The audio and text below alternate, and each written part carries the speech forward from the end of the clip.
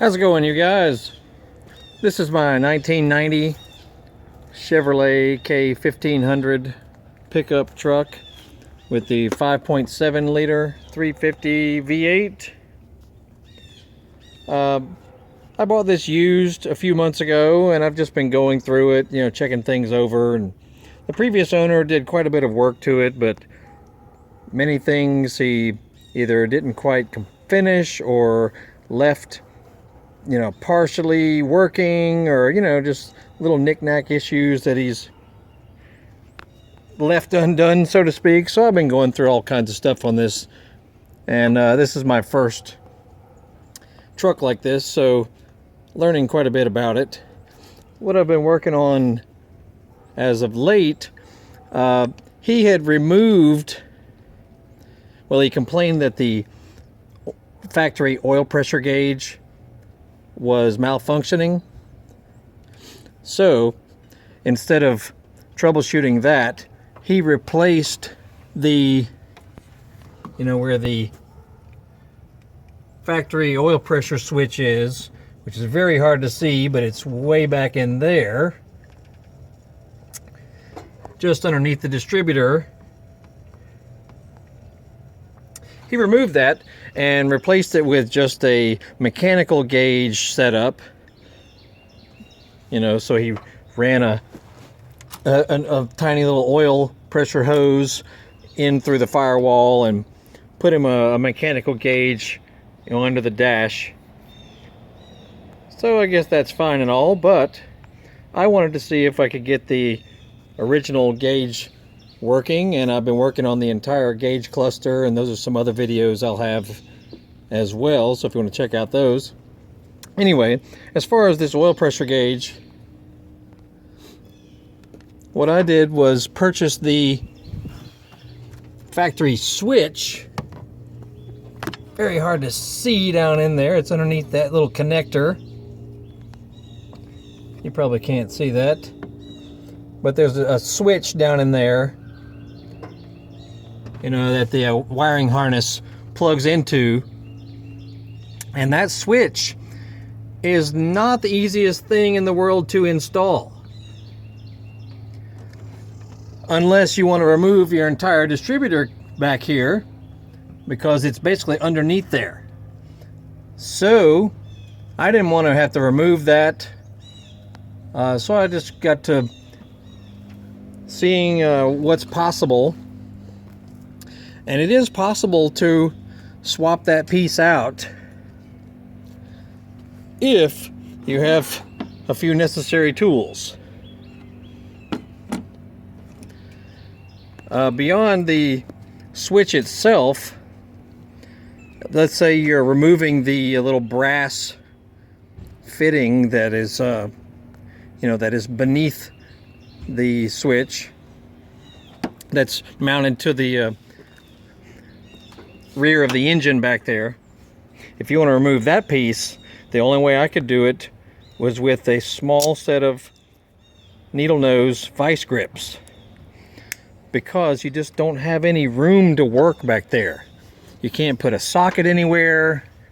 It's even hard to put any kind of wrench on it. There's just no room back here at all for common wrenches.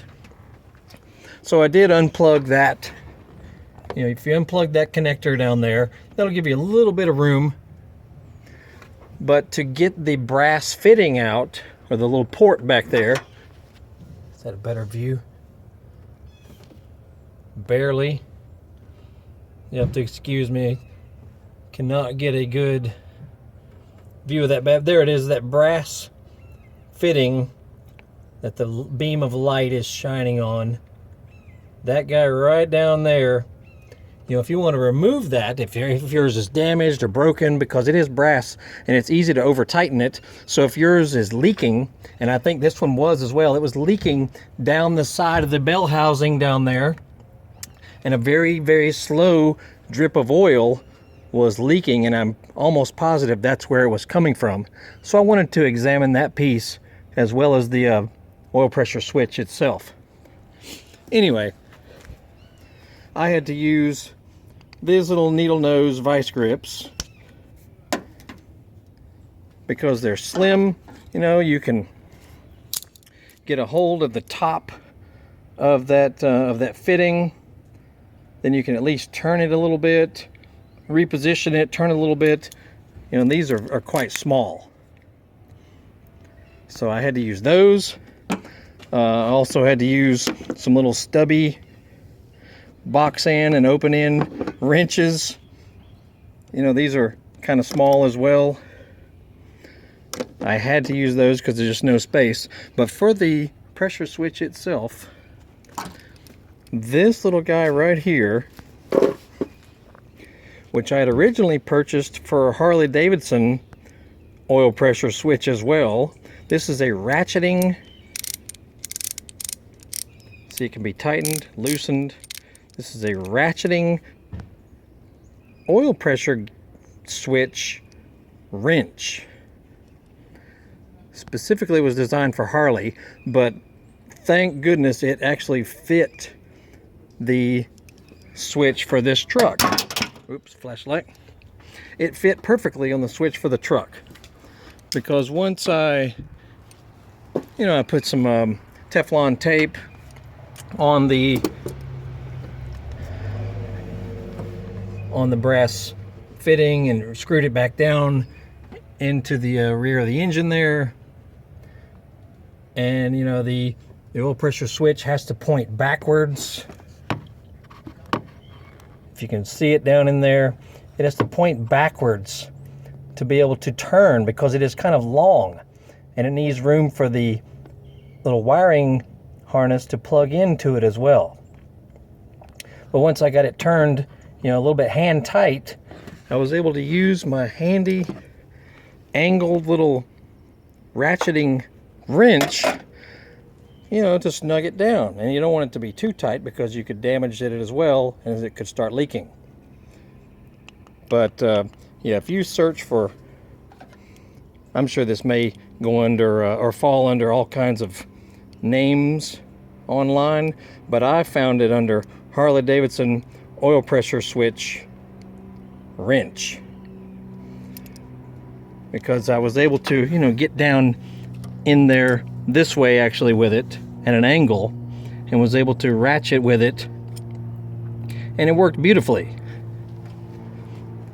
Anyway, that was the point here. If you're working with your oil pressure switch back there, or that little brass fitting that's, you know, it's easily damageable and could be leaking if you're going to replace it, you just have no room to work with. And if you don't want to remove your entire distributor back there, this was my only solution,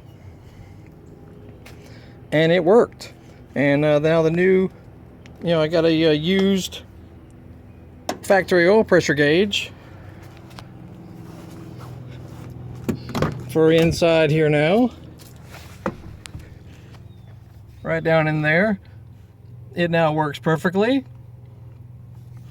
I'll go through on another video some discoveries I made of this instrument cluster setup and problems that it will give you, you know, and even how to resolve some errors that I found that were just really funky, and it all was related to the instrument cluster. So I'll do other videos about that. Anyway, there you go. Needle nose vice grips, a funky Harley Davidson ratcheting wrench, and some stubby box end wrenches. It'll help you work on that oil pressure gauge switch back there. Like, subscribe, follow, blah blah blah. 1990 Chevy K1500. This will be the same for all kinds of Chevrolet and GM models that have the same engine with the 5.7 liter and the oil port in the back of the engine. There you have it. Y'all have a good day.